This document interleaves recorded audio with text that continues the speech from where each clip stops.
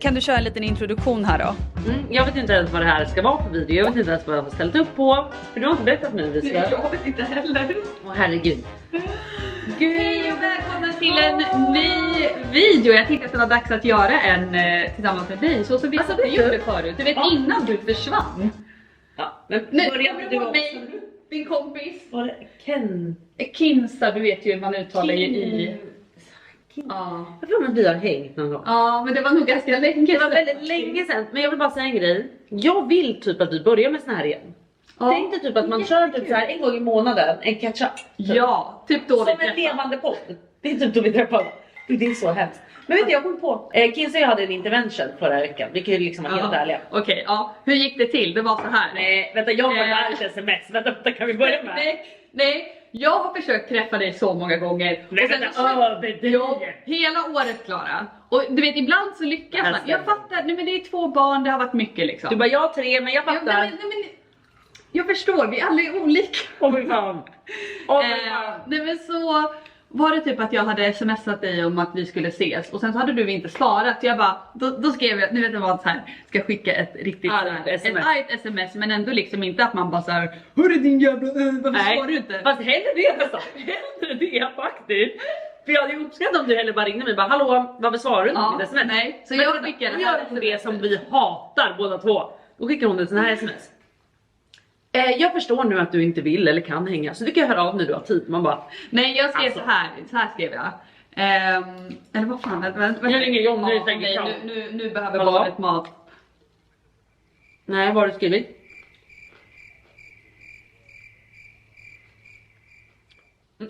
Men John, det ser mitt ut för du kan inte ta det här snart. Nej, vi slutar puss. Okej. Jag har hittat smset. Så här skrev jag. Antar att du... Antar att du gör så dramatiskt. Antar att du varken vill eller kan ses. Du kan ju höra av dig när du har tid. Då svarar jag, oh my god. Förlåt, har bara kallt här hemma, vill såklart ses. Alltså jag fattar att det är mycket med barn. Men det vet man bara så här, nej men nu måste jag sätta ner foten. Ja, men då kan du sätta ner foten. Alltså så dramatiskt, men det ni inte vet om du är jättedramatisk. Är jag dramatisk? Det är ju verkligen inte. På vilket sätt är jag? Nej, jag är absolut inte. Vet du, när jag skickade iväg det här semestret så tog det nästan emot det. Jag bara, jag hoppas jag. Och vet man också det? Vänta, vi ska inte bara bråka i den här videon, men vet man också det?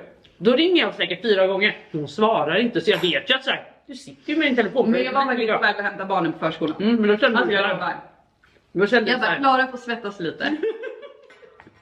Jag satt där och bara, vad hände? Men okej, vi börjar om. Ja, kul att du var här. Jättekul. Kul att du fick tid. Gud vad kul att jag äntligen fick komma ut från mitt hem. Ja, jag sitter och käkar lite lunch som ni ser. Jag har beställt, du vet att jag beställde på en olika ställen. Jag såg det, det är så dyrt. Det är för att du vill ju verkligen ha den här som du gillar, asiatisk räka. Och jag älskar ju Kaylen Craves caesarsallad med räkor. Jag är ju besatt av den här, så jag äter den typ 3-4 gånger. Men jag har förätit mig på den. Ja, jag vet. Jag åt den i förrgår senast. Ja. Och det är så här, den är jättegod. Men jag förätit mig på den, så att just nu är den så här, du vet, den här. Med extra räkor också va? Det är dyrt. Du vet, jag sa att jag vill ha extra räkor för det är så dyrt. Så jag det kostar typ 40 spänn extra. Och så lägger de till typ så här 10 stycken extra små räkor. Jag vet, det är så jävla snålt. Och då tänkte jag bara, det är Kinsa som betalar nu. Så jag bara, extra räkor vill jag också. Men nu ska vi prata mer om den här interventionen vi hade då. Nej men sen så pratade vi då på kvällen. För jag är absolut inte en sån som går och surar i dagar. Utan jag var såhär, men vi pratar på timmar. Kvällen.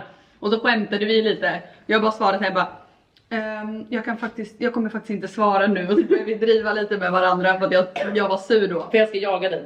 Men det är helt okej tycker jag. Ja, men jag känner typ att du behöver få jaga lite. Ja. Nu är det du som ska smsa mig i 1 års tid och försöka styra kompisdejter.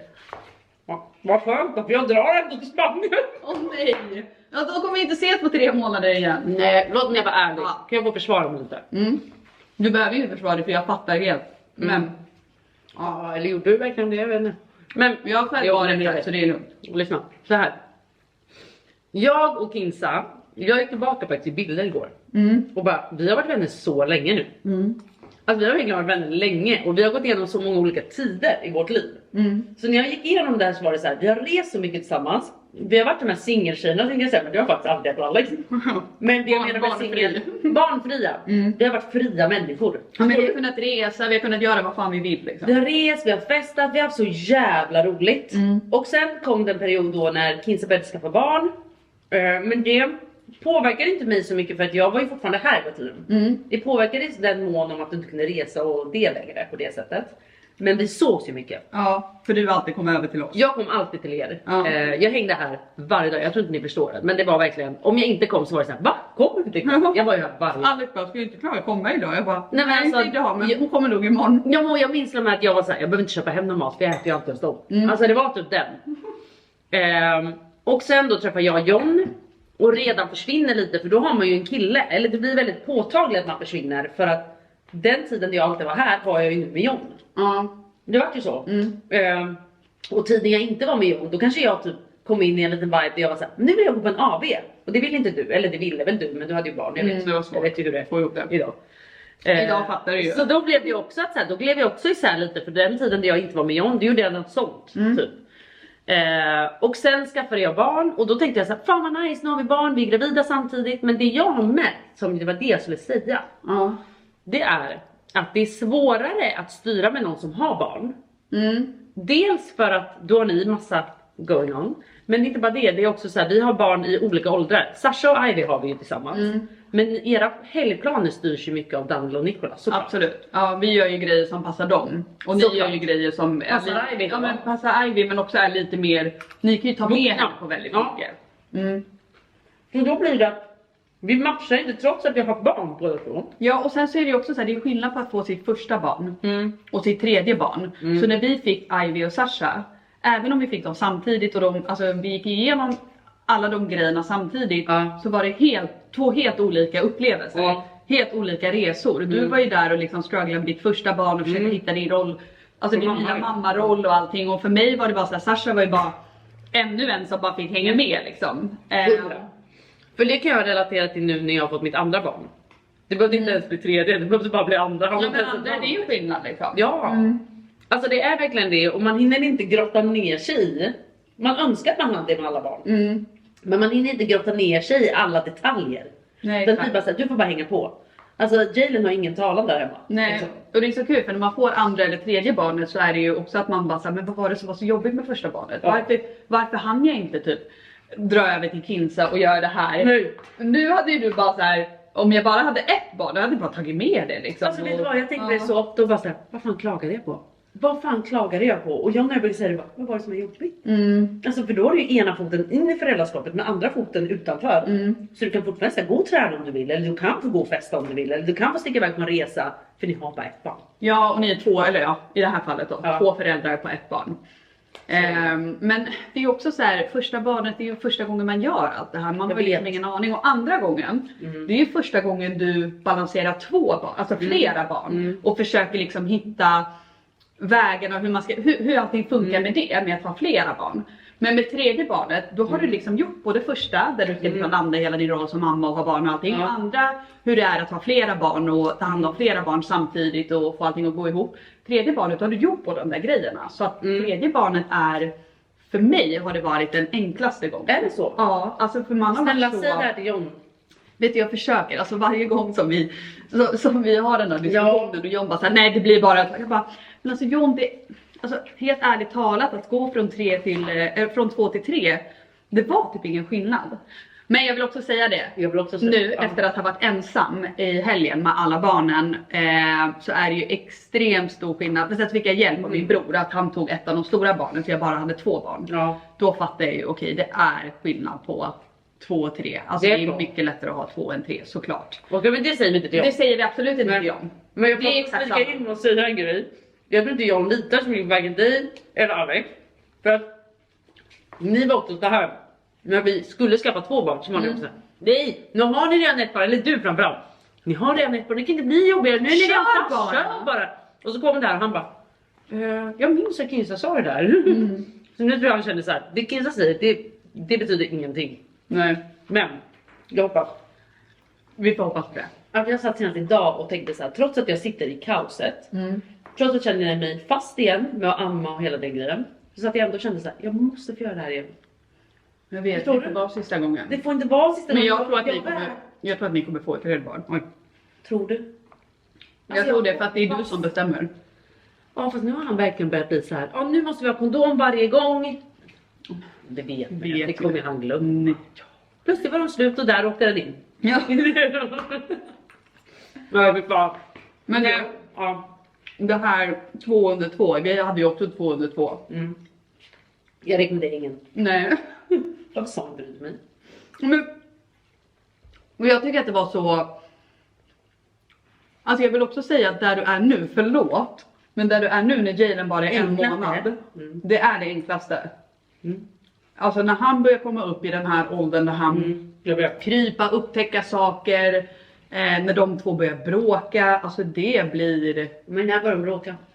Alltså nu, alla gör ju inte det, men mina barn bråkar ju jävligt mycket och det är förmodligen för att det är 2 pojkar båda två och ja men det är 1 år och nästan 9 månader emellan dem. Så de är väldigt täta i ålder, 2 grabbar och de bråkar hela tiden och de har nog gjort det sen Danilo var kanske ett och ett halvt började det, Okej. 1,5 typ.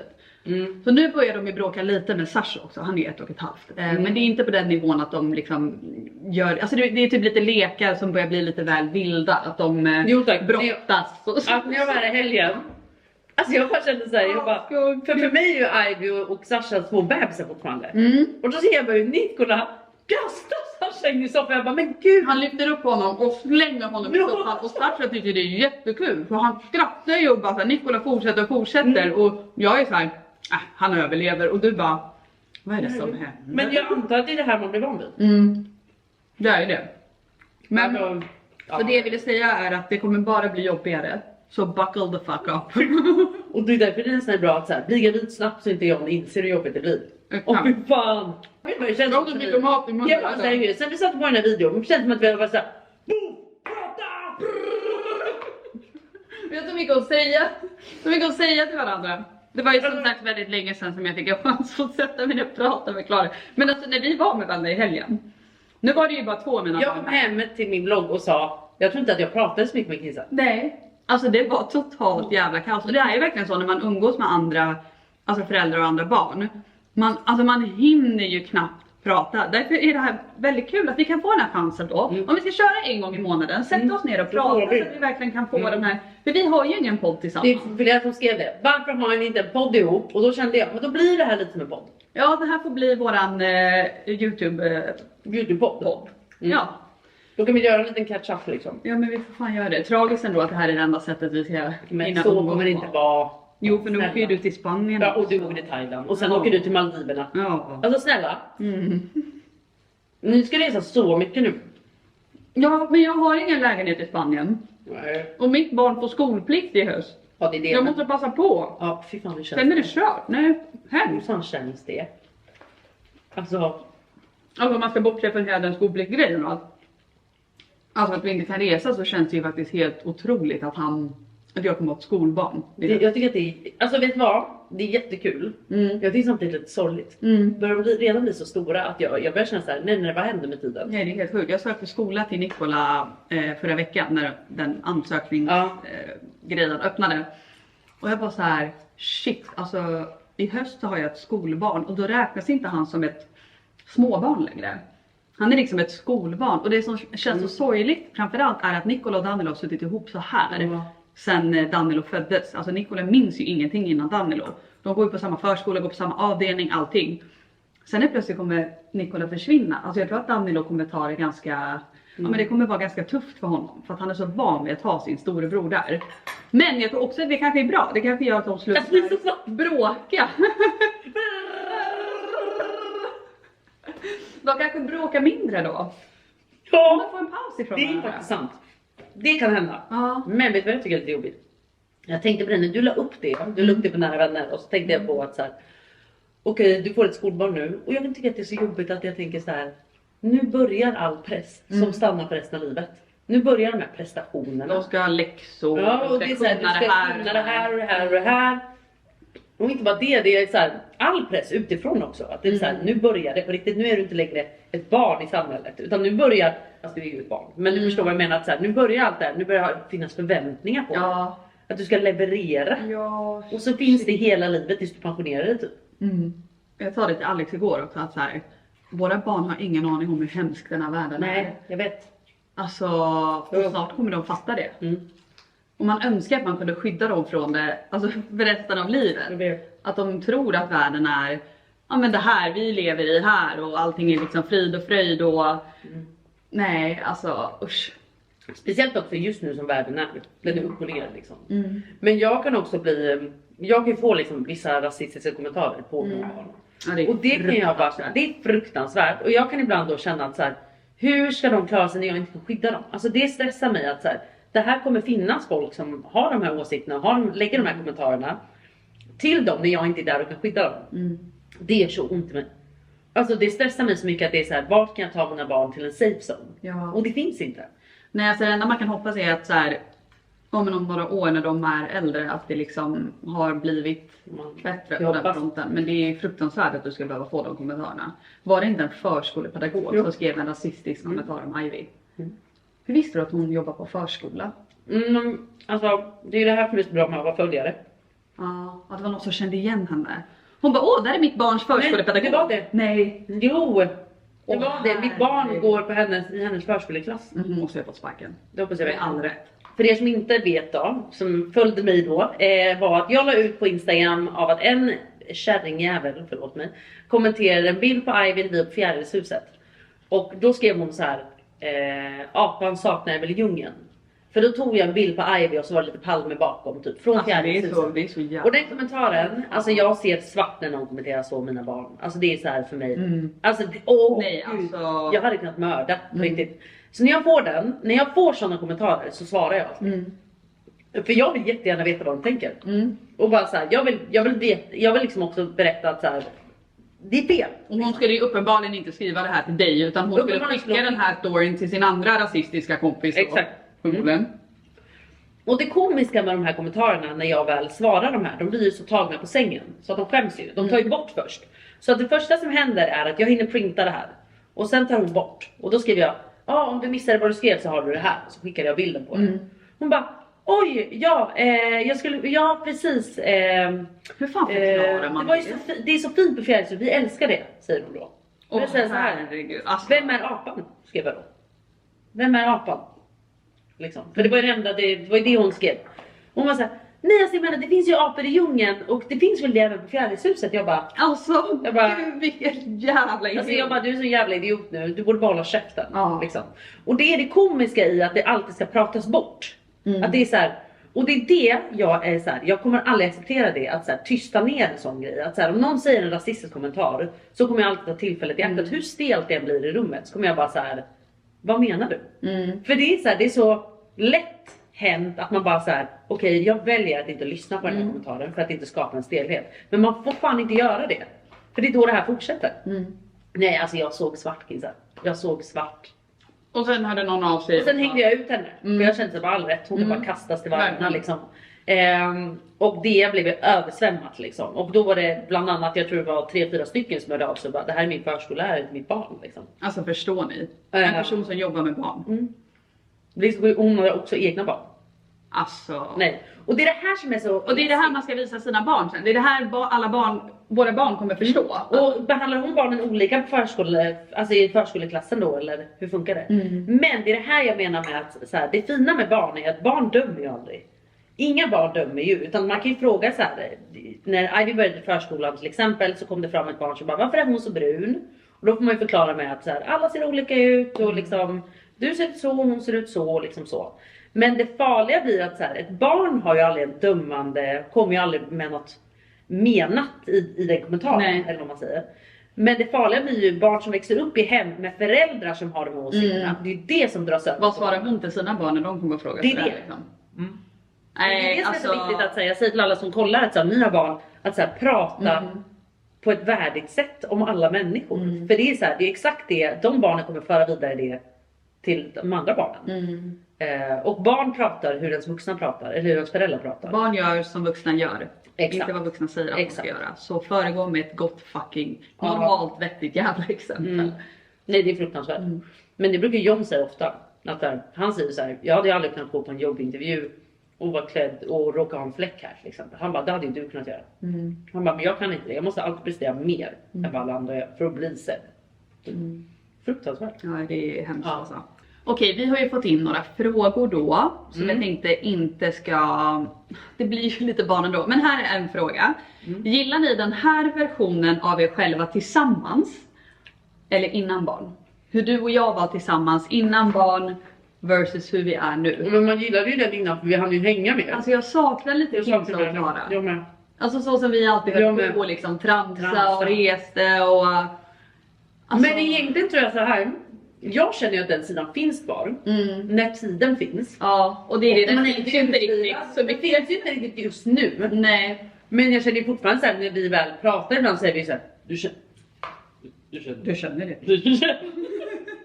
Och det är ju en allt grej. finns ju kvar liksom. Allt finns ju kvar och vi kan göra såhär. Nej, vad har vi alltså nu? Tele. Tele.